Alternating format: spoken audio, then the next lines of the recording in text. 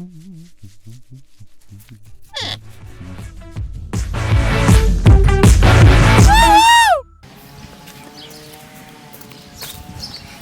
going to treatment. We're walking to Daddy's doctor's area. And what have we got? We're standing on a cobble road. And look, that's all ancient road. Look down, look down, look down. Daddy was watching a whole horror film while he was getting his blood taken out. Hello. Hello. So I'm separating my white blood cells, is that right? So The monod my cells? blood's coming out here and my red blood cells are going back in my arm. Yes. I'm watching Fast and Furious. Well, at least he called it a horror film. There it is. It's my blood that's been just taken my white cells. It's moved all my white cells and it's crazy. It's crazy. As I was saying, I've done plasma before, but that's a lot quicker, isn't it? Doing plasma. This is crazy but amazing. Just took my white blood cells. Because we only could use the local cells. First, I had to take a heap of Daddy's white blood cells out. Then they put something in Daddy called the transgenic cells. And for 7 days, Daddy had to wait for 7 days. So he had an appointment with his doctor. Daddy met Dr. Niebert and he explained what he was doing to his blood. Very simple. Dendritic cells is a cell looks with a huge surface. Yeah. And that's the nucleus. And the dendritic cells, they can eat cancer cells. They kill the cancer cells, and at the surface they present the typical proteins of the cancer cell. We call that an antigen. Cancer cells are derived from normal cells, and they get mutated. The reason of mutation in brain tumors is mostly a chronic viral inflammation. Mostly cytomegalomy, but also other viruses can cause a glioblastoma. Yeah. And chronic inflammation is necessary to develop cancer.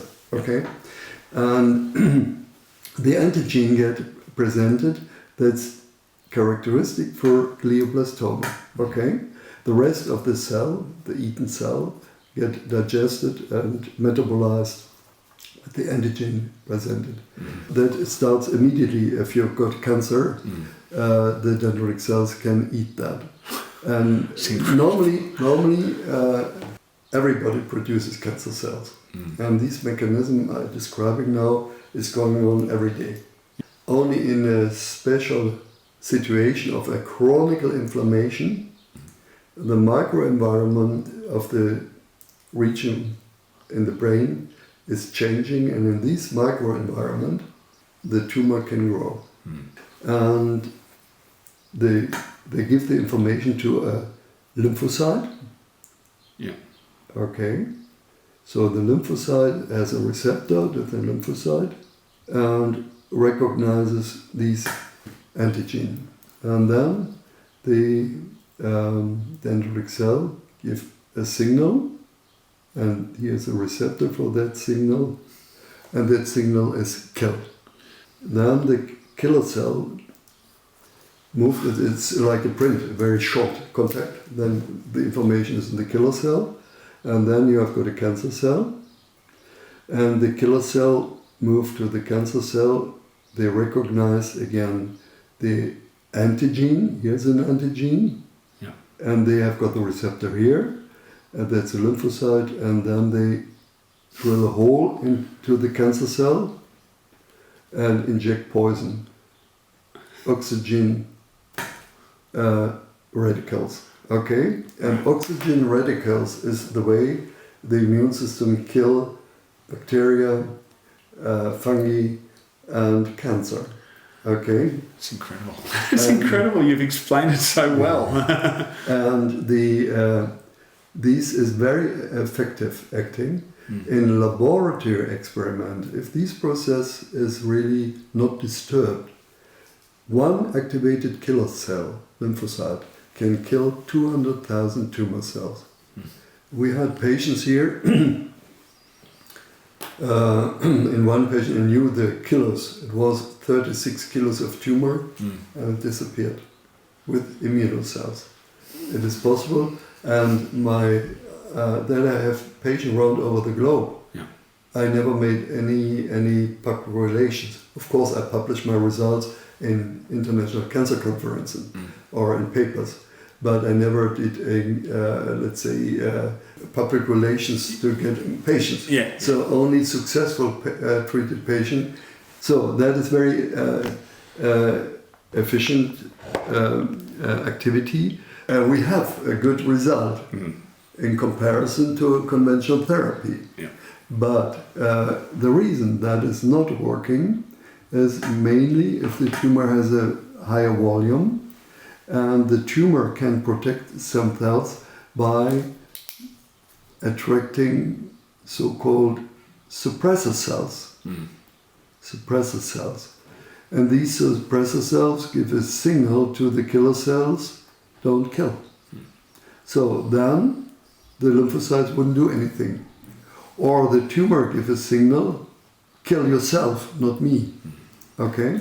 So there are mechanisms, but meanwhile we learn more and more about these mechanisms. When I started to use vaccines against cancer in 1986, Dr. Niebert's explained that really well. Unfortunately, because I wasn't sure whether I could film him or not, I filmed my arm instead. So as a result, we just did an amazing animation explaining what was going on there. So to just sort of articulate it again, during the harmonizing process of my blood and the dendritic cell protein that it was mixing with, so that was 7 days, Dr. Niebert's explained to me what was going on with my blood.